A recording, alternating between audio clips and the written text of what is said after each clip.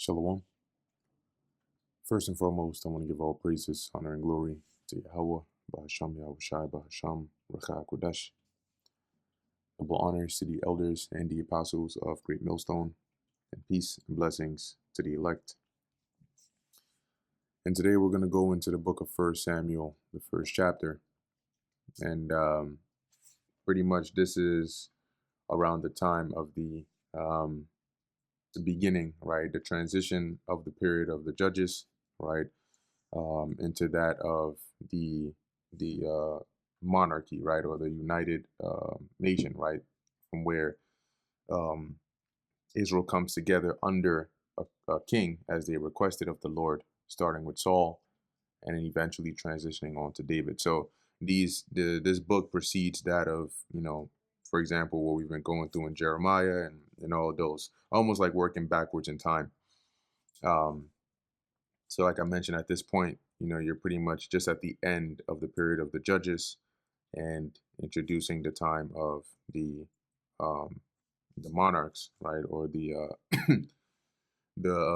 dynasty that would be set up um, by Israel requesting a king over them.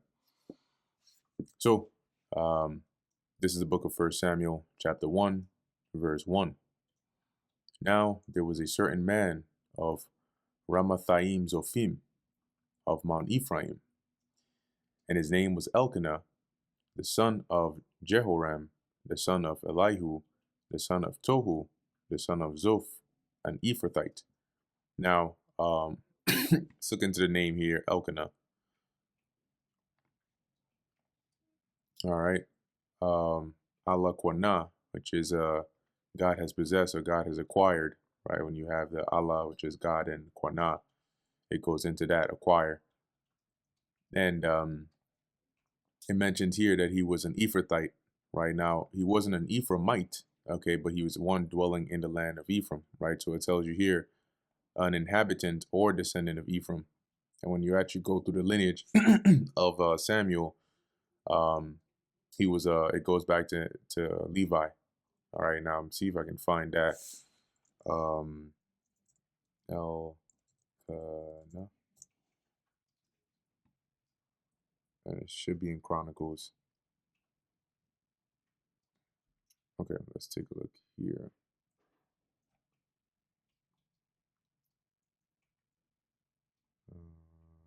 All right. It says here, the sons of Merari, just going through it real quick. And these are, actually, we'll start at 16. It says, the sons of Levi, Gershom, Kohath, and Merari. And these be the names of the sons of Gershom, Libni, and Shimei. And the sons of Kohath were Amram, which is where Moses and Aaron come from, and Izhar, and Hebron, and Uziel. The sons of Merari, Malhi, and Mushi. And these are the families of the Levites according to their fathers. Of Gershom, Libni his son, Jahath his son, Zimmah his son, Joah his son, Edo his son, Zerah his son, Jeatarai his son. The sons of Kohath, Aminadab his son, Korah his son, Asir his son, Elkanah his son, and Abiasaph his son, and Asir his son. But I want to, let's keep on going. Let me see until we get to Samuel. There we go. So it says here, Tahath his son, Uriel his son, Uzziah his son, and Shaul his son, and the sons of Elkanah, Amasai, and Ahimoth. As for Elkanah, the sons of Elkanah, Zophai his son, and Nahath his son, Eliab his son, Jehoram his son, Elkanah his son, and the sons of Samuel, the firstborn, Vashni and Abiah. Now, if we cross-reference here, I believe there is, let me see, what chapter is it? Yeah, so when you go into 1 Samuel, the 8th chapter, it goes into the sons of Samuel, right, as it says here. 1 Samuel 8 and 1, and it came to pass when Samuel was old, that he made his sons judges over Israel, and the name of his firstborn was Joel, and the name of his second Abiah, and they were judges in Beersheba. Now here in First Chronicles, they word it here as let's see, Vashni. Let's look into that and see who is this. Right, a son of Samuel. Oh, I mean that's not really much to go off of. Let's see if they give us any more here. Apparently a corrupt form for verse 18. Yeah, okay. So it says here, Vashni, First Chronicles 6 and 13, apparently a corrupt form for verse 18. So we'll take a look at verse 18. And First Samuel 8 and 2. For the same there is Yawa'ala, right? Which is Joel, I believe.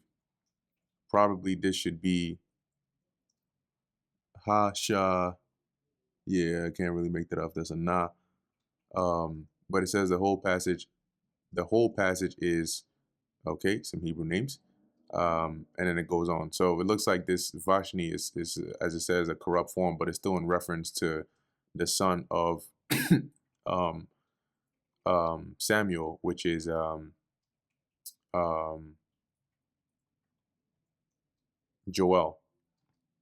So let's go back to First Chronicles, just taking a look, because this will basically link this Samuel to Elkanah, right? Which is the Samuel and the same Elkanah that we're reading of in the book of First Samuel. Let's go up to verse 18 and see what reference they were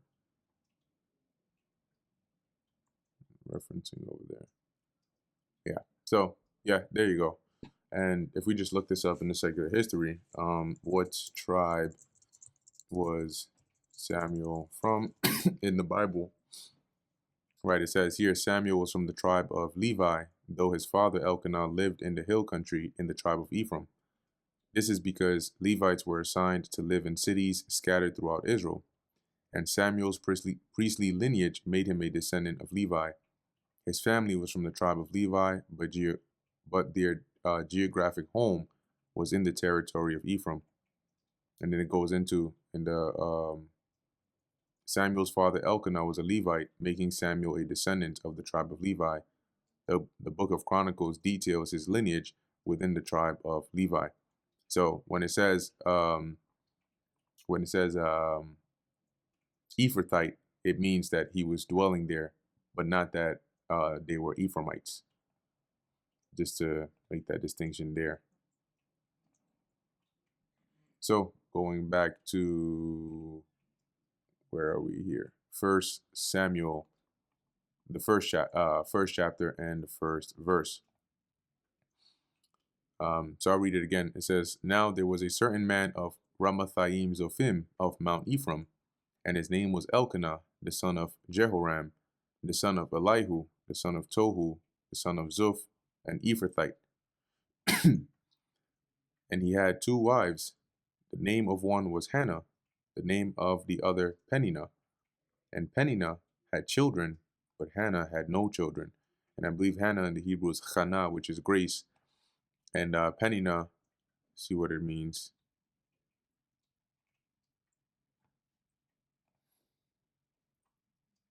Jewel. Okay. So he basically had I think it says he had 2 wives. Yeah, he had 2 wives. And one of them had children, the other was barren, which is Hannah. And this man went up out of his city yearly to worship, to sacrifice unto the Lord of hosts in Shiloh. Because at that point, that was where they had that was like where they had set up, everything, right? I believe the tabernacle and so on. So it wasn't until later on, right? Eventually they moved the ark. Okay. The ark gets moved. We'll go into it as we go through the next chapters. And then in the future, King Solomon ends up building the temple over there in Jerusalem. So at this point in time, the main place was Shiloh, at least as it says here that he went to. And this is why also in the book of Jeremiah, the Lord referenced how he would do to Jerusalem as he did to Shiloh, because that was the original place of worship. And the 2 sons of Eli, Hophni and Phinehas, the priests of the Lord Yahweh, were there.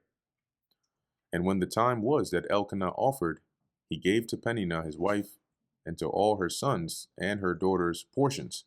And I believe this was like a peace offering, because when you go into the law with the peace offerings, you would come, you would offer it, and a portion would be given to the priest, but also a portion would be eaten by the offerer, and like their family and so on. So whenever they offered, right, he basically gave some to Peninnah, to her sons, and then and her daughters. But unto Hannah he gave a worthy portion, so he gave a larger amount, for he loved Hannah. But the Lord had shut up her womb, so she was barren; she couldn't have children. And her adversary also provoked her sore, all right, being Peninnah, basically making fun of her and trying to make her feel bad for being barren, for to make her fret. So she was trying to provoke her. Now, it seems here that the dynamic was that likely Peninnah was jealous that of the kind of you know way that or maybe the special attention that Elkanah gave to Hannah, you know. And so, as it says, she provoked her because the Lord had shut up her womb. And in the NLT, right, it's worded as, so Peninnah would taunt Hannah and make fun of her because the Lord had kept her from having children. And as he did so year by year, so every year as they went up to offer sacrifice, when she went up to the house of the Lord Yahweh, so she provoked her. So this wasn't a one-time thing. This was like recurring over and over. Therefore she wept and did not eat. So it got to the point where it got to Hannah to where now she just was so sad she didn't want to eat. Then said Elkanah her husband to her, Hannah, why weepest thou? And why eatest thou not? And why is thine heart grieved? Am not I better to thee than 10 sons? So, I understand that you're barren. I understand you want children, but you have me. So Hannah rose up after they had eaten in Shiloh, and after they had drunk. Now Eli the priest sat upon a seat by a post in the temple of the Lord Yahweh. And she was in bitterness of soul, and prayed unto the Lord, and wept sore, this being Hannah. And she vowed a vow, and said, O Lord Yahweh of hosts, if thou wilt indeed look on the affliction of thine handmaid, and remember me, and not forget thine handmaid, but will give unto thine handmaid a man-child. So she was asking the Lord to have her get pregnant, open up her womb, and give her a son. Then I will give him unto the Lord Yahweh all the days of his life. So she would dedicate the son to the Lord. And there shall no razor come upon his head. Which is a sign, right, of like similar to Samson, who was dedicated unto the Lord. And it came to pass, as she continued praying before the Lord Yahweh, that Eli marked her mouth. So Eli, right, sitting as it says by the post, was watching her, right? And as she was praying, as it's going to say, she was basically praying in her mind, but her lips were moving. Now Hannah, she spake in her heart, right? So she prayed in her head, only her lips moved. Like, when you're reading something but you're not reading out loud, so you're just forming the words with your lips, but you're pronouncing it in your mind. Something similar, as it says, only her lips moved, but her voice was not heard. Therefore Eli thought she had been drunken, so he thought she was drunk, and that's why she's doing that. And Eli said unto her, how long wilt thou be drunken? Put away thy wine from thee. Okay, so in other words, like, this ain't the place for that. Or must you come here drunk? He demanded, throw away your wine. And Hannah answered and said, no, my lord, I am a woman of a sorrowful spirit. I have drunk neither wine nor strong drink, but have poured out my soul before the Lord. So I'm not drunk, but I'm just in despair. I'm praying. Count not thine handmaid for a daughter of Belial, meaning like a wicked woman. For out of the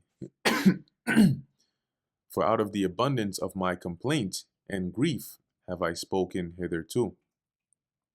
So the reason I was praying for so long, and I was weeping and I looked like that was because I was in grief and I was asking the Lord of to grant my request. And Eli answered and said, Go in peace, and the God of Israel grant thee thy petition that thou hast asked of him. So you know what? That's fine. You go about your day, and the Lord is gonna, answer your prayers. And she said, Let thine handmaid find grace in thy sight. So the woman went her way, and did eat, and her countenance was no more sad, because she had faith in that prayer, right? And so after having prayed to the Lord and heard that, she probably took that as a confirmation, and so now she was joyous, like, oh yeah, like, hey, she's excited, she has hope. And they arose in the morning early and worshipped before the Lord and returned. And so more than likely what it was they probably were lodged at an inn or somewhere nearby, and then would come to the temple, right, to worship and sacrifice. And then after that, they returned. So they probably spent maybe a couple of days there yearly, and then they would return back to their home. So more than likely, it wasn't like a short journey. And returned and came to their house to Ramah, and Elkanah knew Hannah his wife. So he got down. He pleased that. He did his thing as his duty as a husband. That's what it means by knowing her. And the Lord remembered her. So the Lord remembered her prayer and her petition. Wherefore it came to pass, when the time was come about after Hannah had conceived, so after the 9 months after she had become pregnant, that she bare a son, and called his name Samuel, saying, Because I have asked him of the Lord. And when you look into Samuel's name, I believe in the Hebrew is Shamwa'ala, which is like the name of God. All right, Shamwa'ala. You have Sham or Allah, which is God, and Sham, which is a name. As it says, his name is El, short for Allah, which is God. Verse 21. And the man Elkanah and all his house went up to offer unto the Lord Yahweh the yearly sacrifice and his vow. So as he would do yearly, he took his whole house. However, but Hannah went not up, for she said unto her husband, I will not go up until the child be weaned. So Samuel was still being breastfed, right? And I believe that with the Hebrews, it was maybe about until 3 years old or so before they were weaned. And so she says, until he's weaned, and he's eating solid foods and he's no more being breastfed, then I'll bring him to the temple or to Shiloh, and have him, as it says, that he may appear before the Lord and there abide forever. So she would basically dedicate Samuel to the Lord, as that's what she said she would do. And Elkanah, her husband, said unto her, Do what seemeth thee good. Tarry until thou have weaned him. Only the Lord Yahweh establish his word, right? So may the Lord help you, and establish that. And you stay here and then do what you got to do. So the woman abode and gave her son suck until she weaned him. And when she had weaned him, she took him up with her with 3 bullocks and 1 ephah of flour and a bottle of wine, and brought him unto the house of the Lord Yahweh in Shiloh. And the child was young. So yeah, Samuel, you can imagine, was a boy, a young boy at this time. And they slew a bullock and brought the child to Eli. And she said, O my Lord, as thy soul liveth, my Lord, I am the woman that stood by thee here praying unto the Lord. So you remember me from years ago, the woman that you thought I was drunk and I was, telling you, no, yeah, that's me. For this child I prayed. This is what I was praying for. And the Lord Yahweh hath given me my petition, which I asked of him. Therefore also I have lent him to the Lord Yahweh. As long as he liveth, he shall be lent to the Lord. And he worshipped the Lord there.